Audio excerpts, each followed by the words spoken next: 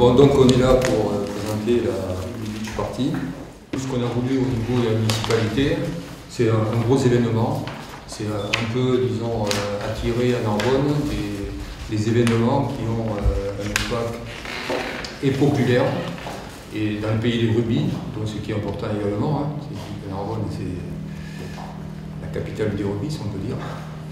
Et donc, dans un pays de rugby, ramener à Narbonne-Plage, pour l'animation de Narbonne-Plage, pour Narbonne également, une activité rugby. Donc le rugby, sur le sable, maintenant, ça se développe de plus en plus. Il y a des compétitions qui se font un peu dans toute la France. Et c'est vrai que cette compétition est unique. Tu me confirmes? C'est unique. Donc c'est vraiment une compétition importante, tant au niveau du niveau des joueurs, parce qu'il y a des joueurs de très bon niveau, 120 équipes, mais également une grosse fréquentation. Donc on attend 12 000 personnes. Entre 30 et 40 000 personnes sur le week-end. Ouais. Peut-être plus Narbonne-Plage parce que j'ai l'impression qu'il y a plus de trafic sur Gruissant. Donc j'ai l'impression que le site est vraiment au cœur en fait, de la station. Donc je pense que ça va faire beaucoup de... Voilà. Donc en fait c'était une opération évidemment que nous recherchons, c'est attirer sur une activité sportive, disons une animation touristique pour la station Narbonne-Plage. Donc je pense que déjà l'intention et disons le dispositif que nous avons mis en place, nous avons travaillé depuis déjà, ça fait 6 mois que nous y travaillons, pour que ça se passe au mieux. On a essayé de tout prévoir, c'est vrai que ça sera une grosse affluence. Il faudra gérer tout ce public. Donc c'est quand même sportif comme j'ai dit, mais c'est également festif.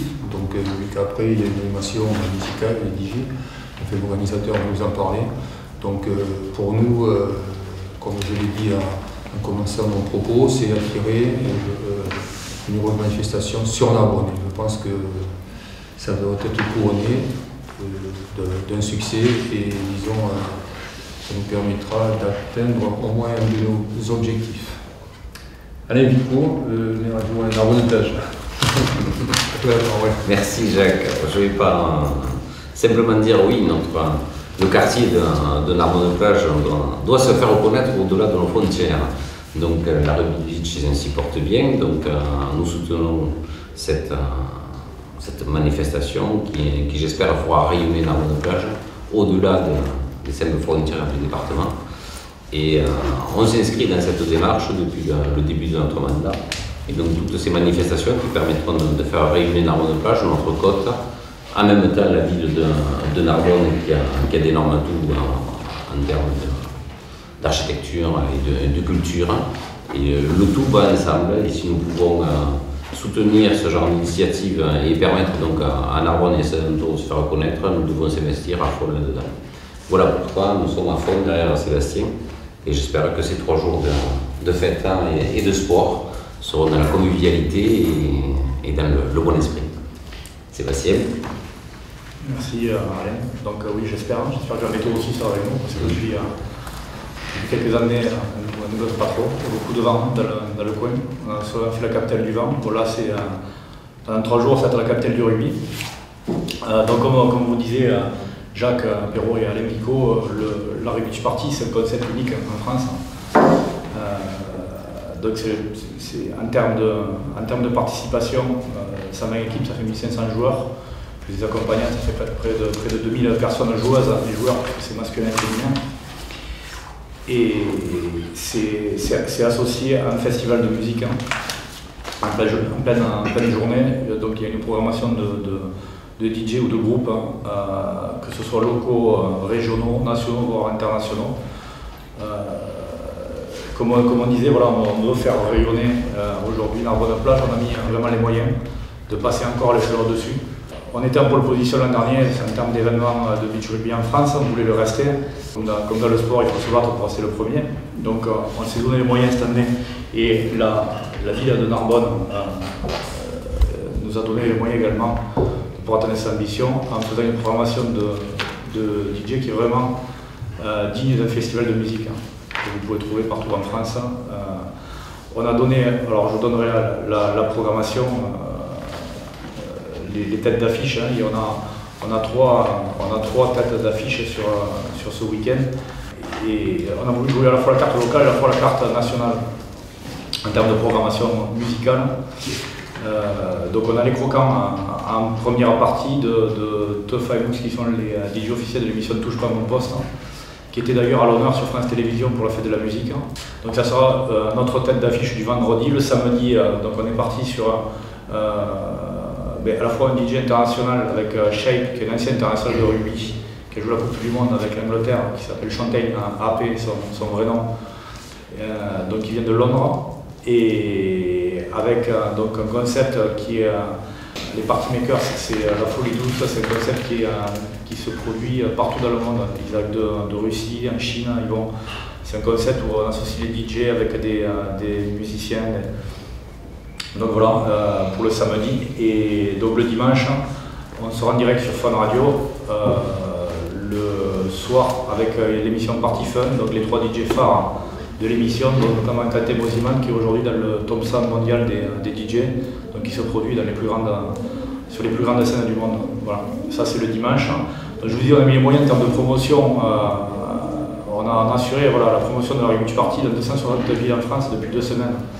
Donc à raison de spots publicitaires sur les radios nationales.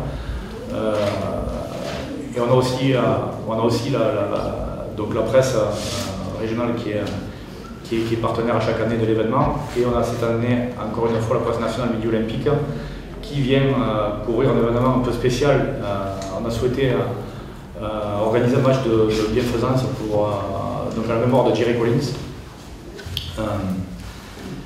Parce que le rugby est une famille, donc il faut aussi, même à travers un événement qui est du beach rugby, qui a caractère festif, on ne dit pas que Jerry Collins a contribué à sauver Narbonne en Pro D2.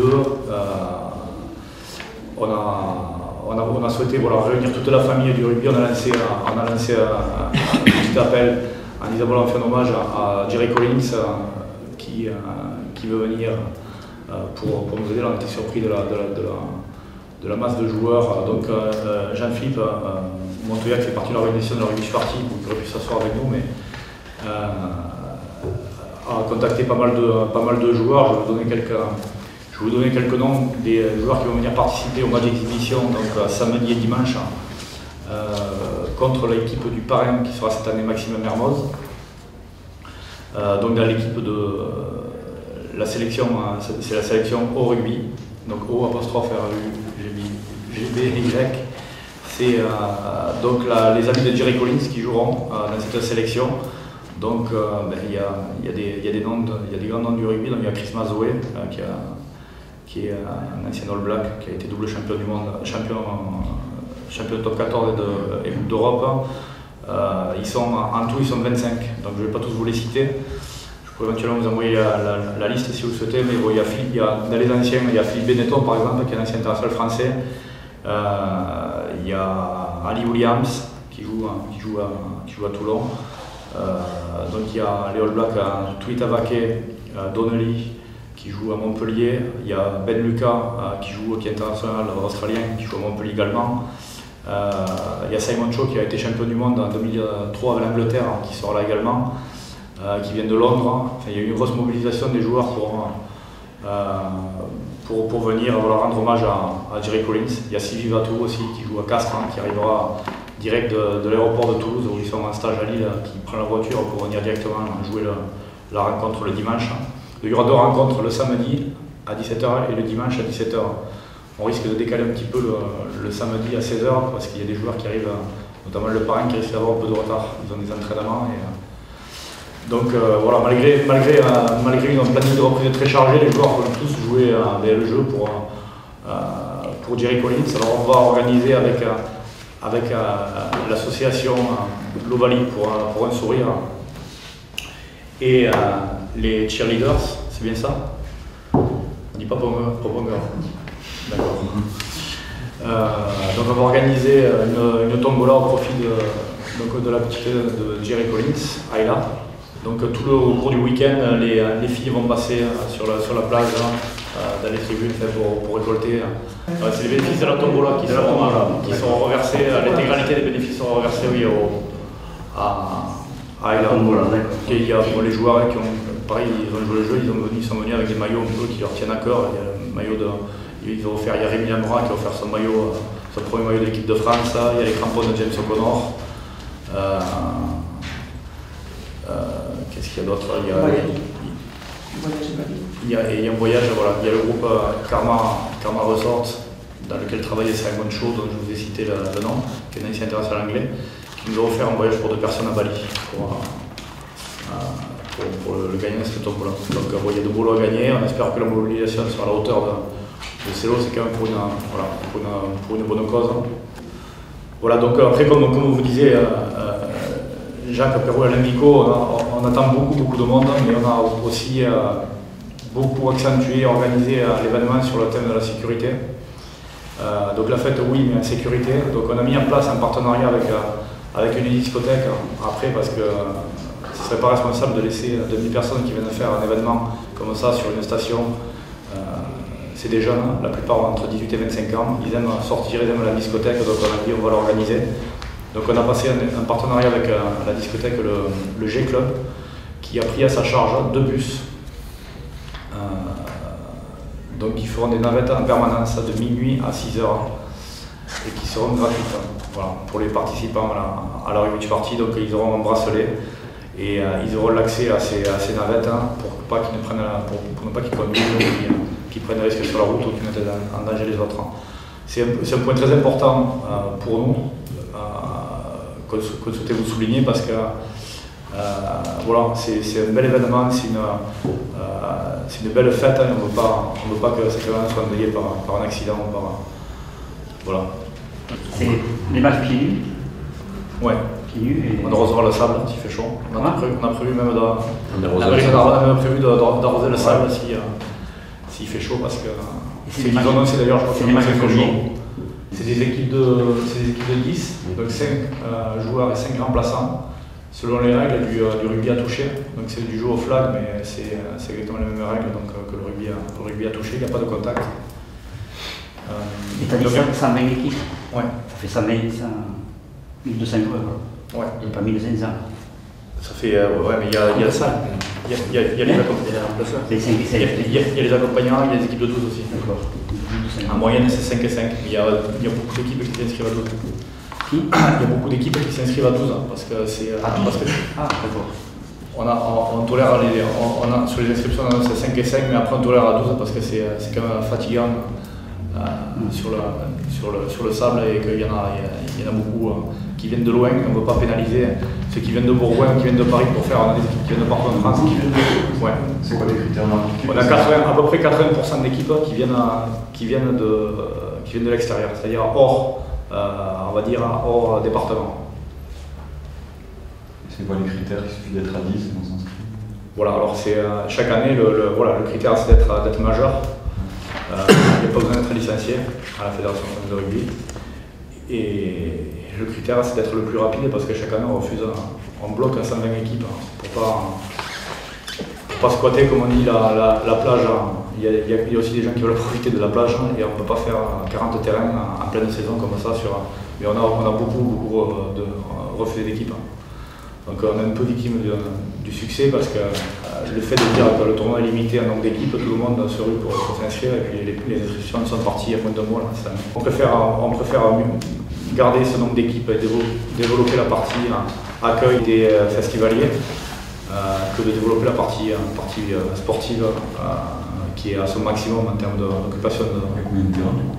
Il y a 12 terrains. 12 matchs simultanés de 11 h du matin à 20 h. À part le dimanche où la finale est à 18 h. Mais ça joue non-stop toute la journée. Donc, les gens, alors ce qui est important de signaler aussi, c'est que ce soit le festival ou les matchs, l'accès est complètement gratuit. Donc la ville de Narbonne a mis une tribune à disposition. Et donc les gens peuvent regarder les matchs, venir écouter la musique gratuitement. Ce qui est quand même assez rare aujourd'hui, de pouvoir accéder à un tel plateau de DJ. Je n'ai pas volontairement détaillé le line-up, la programmation des DJ qu'il y a sur les 3 jours, mais ça équivaut à 15 DJ nationaux ou internationaux sur ce week-end-là. Donc ils ont vraiment un plateau des DJ comme s'ils partaient sur l'Electro Beach ou le festival Inox, des festivals de musique très connus en France. Donc, c'est un coût, j'imagine, c'est uniquement la ville de Narbonne qui prend ça? Non, on a beaucoup de partenaires. On a beaucoup de partenaires privés, mais la ville de Narbonne, oui, est notre premier partenaire. Et on n'aurait pas pu justement passer ce cap sans l'investissement, autant en termes humains, parce qu'on travaille, ça fait plusieurs mois qu'on travaille ensemble sur le projet. Donc c'est beaucoup d'investissement en termes de travail sur le service des sports, sur les services de la ville de Narbonne-Plage aussi.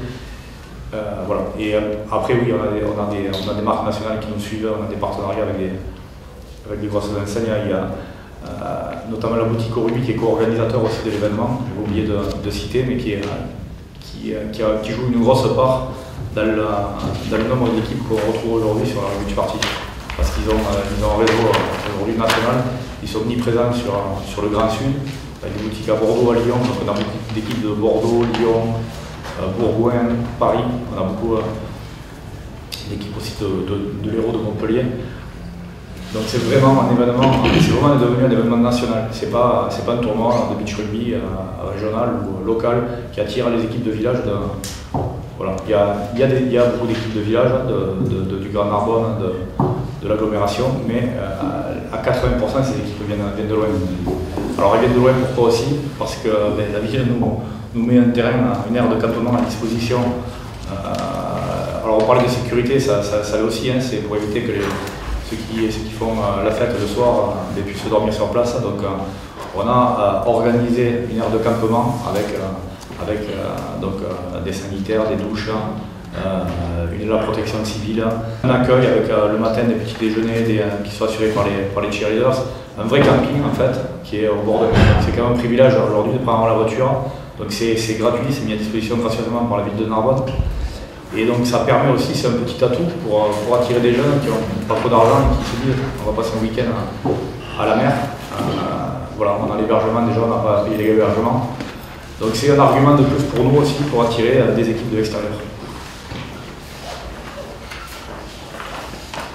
C'est des bénévoles qui s'occupent de l'organisation? Oui, c'est une association, donc on est une cinquantaine de bénévoles. Voilà, à s'occuper des différents secteurs. Il y a la partie sportive donc, qui est gérée par les boutiques au rugby avec des bénévoles également qui sont dessus. Après on a un espace VIP, on a un espace bar. On a oui, une cinquantaine de bénévoles à peu près qui travaillent, certains qui travaillent depuis plusieurs mois ensemble avec moi et d'autres qui vont être là présents sur l'événement pendant 3 jours. Voilà. C'est des matchs de combien? C'est des matchs de 8 minutes. 8 minutes. Une mi-temps de 8? Ouais. Alors, ce qui va être très long parce qu'on a rallongé par rapport à l'an dernier. Donc il y a certaines équipes qui se plaignent de ne pas jouer assez. Et donc on a rallongé de 2 minutes les matchs. Mais j'ai été voir le site de Narbonne-Plage, le sable n'est pas le même. Ça va être il y a une grosse différence entre Gruissant et Narbonne-Plage, c'est que le sable est beaucoup plus fin, tu t'enfonces jusqu'au genou. 2-3 minutes. C'est pour ça que les équipes de 12 risquent peut-être d'être avantagées parce que en fait on peut entrer, sortir en permanence sans demander l'autorisation de l'arbitre. Je sais pas si tu veux ajouter un mot par rapport à... Oui, mais ajouter un mot simplement pour dire que pour répondre à toutes les exigences que nous a imposées et auxquelles nous avons voulu répondre de la Beach, c'est tous les services de la mairie qui ont été, je crois, très efficaces en parlant de la police municipale, du sport bien sûr, des services de Narbonne-Plage, de la communication. Je crois que tout le monde s'est mis au diapason pour pouvoir assumer, je dirais, l'organisation, parce que, croyez-moi, c'est une organisation qui a été très très lourde à mettre en place et ouf, on y arrive et on va pouvoir démarrer ce week-end. Mais voilà, on a eu de nombreuses réunions, même certaines par téléphone depuis l'Australie, donc voilà, au jour d'aujourd'hui, il y a eu des Skype. Au jour d'aujourd'hui, voilà, moi je voudrais surtout mettre l'accent sur tous les services qui ont a été une fois de plus remarquable de pouvoir sortir cette organisation. Et les services techniques là qui vont démarrer, qui vont avoir un gros week-end. Ils ont commencé, la tribune était ce matin à 6h sur le site, ils étaient en train d'installer la tribune. Et ça va faire un beau site. C'est vraiment le gros atout de Narbonne-Plage. Je trouve que, bon, au-delà c'est un peu partout sur le littoral, il y a la Clappe, il y a la mer, mais il y a surtout un site que je trouve au moins unique en tant qu'organisateur, c'est de pouvoir se retrouver en bord de mer, mais au corps de la station, avec des commerces autour. Et ça fait vraiment un poumon festif qui est en plein milieu d'une économie de commerçants. Bon, et la Beach Party aussi, moi, un de mes défis pour m'installer dans la durée avec Narbonne-Plage, c'était de vraiment leur montrer qu'il y a la Beach Party de grosses retombées économiques. Ça, on a pu l'étudier grâce à des questionnaires qu'on a envoyés avec notre co-organisateur au rugby. On a envoyé donc des questionnaires de satisfaction à tous les participants et on sait aujourd'hui qu'un participant à la Beach Party, hors hébergement, puisqu'il est gratuit, dépense 300 € dans le week-end. Donc ça fait 400 000 € de retombées économiques directes, c'est-à-dire directement des participants. On parlait des gens qui vont venir se greffer à l'événement, à la manifestation, qui vont venir de Narbonne, qui vont venir d'un peu partout, qui sont déjà sur place. Donc c'est aussi, voilà, la Beach Party, c'est aussi un moyen de faire rayonner l'économie locale. Et moi, de mes challenges, c'est de continuer à développer ce secteur-là et qu'on s'inscrive sur la durée avec la ville de Narbonne-Plage. Tout à fait. Sur la sécurité, là, ce qu'on peut rajouter, évidemment, c'est que les services de l'État sont mobilisés, la police, la gendarmerie, ainsi de suite, donc à nos côtés pour que ça se passe au mieux. Ensuite, il faudrait également sur la prévention, donc il y aura un stand de la ville de Narbonne, des services de santé de la ville de Narbonne sur la prévention, sur la rivière. Il s'appelle la rivière, je crois. Oui, la rivière. Donc prévention sur l'alcoolémie et enfin tous les autres risques inhérents à ce genre de manifestation. Et il y aura des contrôles d'alcoolémie. Pendant tout le week-end, on a eu l'information de la sous-préfecture et de la gendarmerie. Alors, ce qui peut être dit également, c'est qu'on a interdit la consommation d'alcool ou de boissons sur le sable. Donc en fait, les gens ne vont consommer sur le front de mer, c'est-à-dire sur le... Ouais, si vous pouviez bien faire passer le message, parce que... Pas d'alcool sur le sable. Pas d'alcool sur le sable. Voilà, donc on a organisé justement volontairement, le site est exceptionnel, je ne sais pas si vous connaissez Narbonne-Plage, mais il y a une très très belle scène avec des terrasses où on va organiser un bar, ça sera un peu une discothèque en plein air, mais il faut que les gens restent dans ces discothèques en plein air. Il ne faut pas qu'ils s'égarent. Voilà. Sinon on se chargera de les rattraper. Et en fait, c'est la combienième édition? C'est la 7e. C'est la 7e, et bon, on a eu, donc je vous ai parlé de Maxime Mermoz, qui est pas loin, on a un peu parlé, mais bon, c'est quand même le meilleur centre aujourd'hui du top 14, il vient d'être le meilleur joueur du top 14, enfin meilleur centre, il arrive là, il arrive d'Afrique du Sud, il a joué avec la 15 mondiale contre l'Afrique du Sud, et donc il va faire une équipe aussi avec des joueurs, voilà, des joueurs certains qui étaient champions d'Europe, qui vont jouer contre les amis de Jerry Collins, voilà.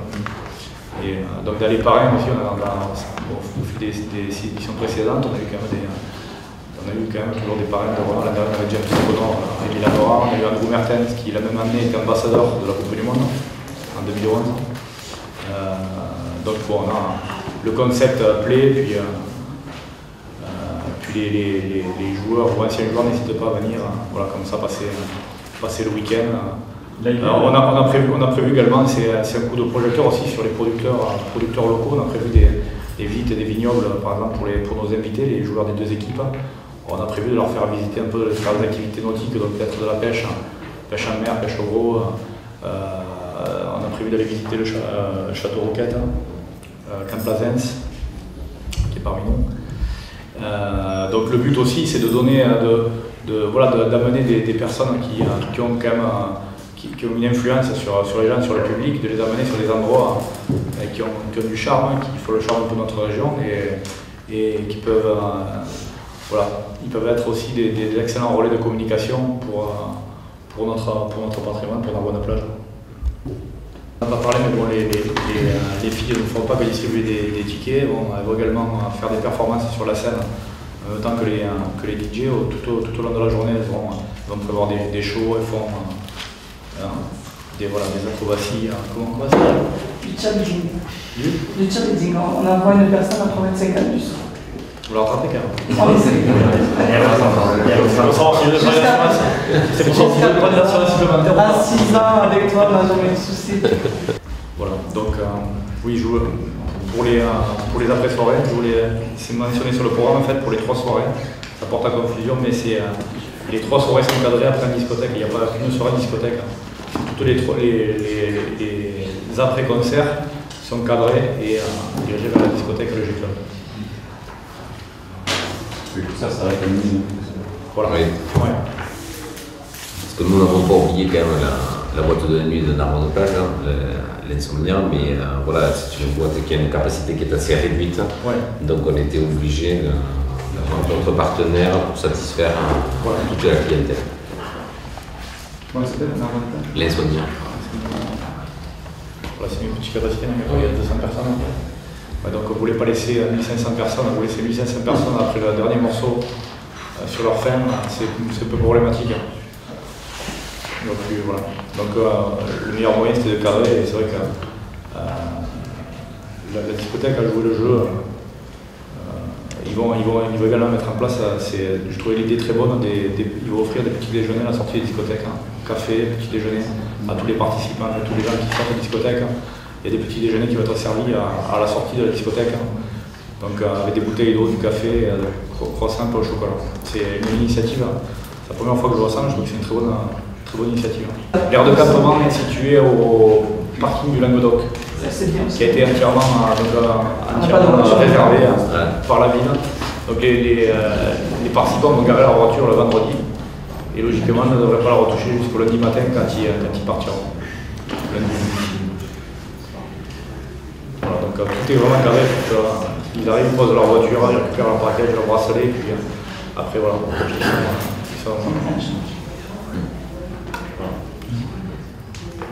Vous avez des questions? Bon, écoutez, on vous donne rendez-vous vendredi 20h pour la seconde. Qui est l'ancien d'ailleurs journaliste de Midi Libre, qui va s'occuper un peu